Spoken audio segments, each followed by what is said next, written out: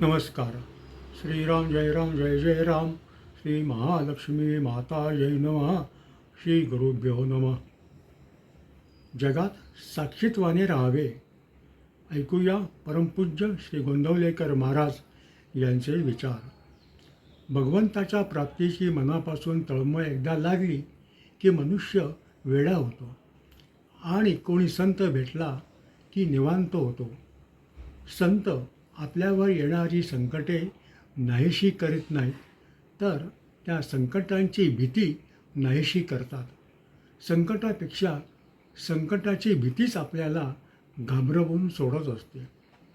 संत विषयावर मालकी गाजवितात. जगाला जिंकणे एक वेळ सोपे, पण स्वतःला जिंकणे अत्यंत कठीण आहे. संत स्वतःला जिंकून जगात वावरत असतात. संत साक्षीत्वाने जगात राहतात आणि साक्षीत्वाने राहणाऱ्याला दुःखाची बाधा होत नाही. म्हणून संतांच्या संगतीत राहून, त्यांच्या आज्ञेत राहून आपण आपल्या मनातले सर्व संशय नाहीसे करून घ्यावेत. जोवर संशय आहे तोवर असमाधान आहे. समाधान हे आपल्यालाच घ्यायचे असते.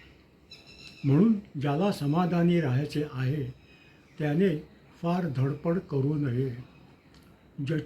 जशी स्थिती येईल त्या स्थितीत समाधानाने राहावे. सद्गुरू श्री ब्रह्मचैतन्य महाराज गोंदवलेकर. नमस्कार.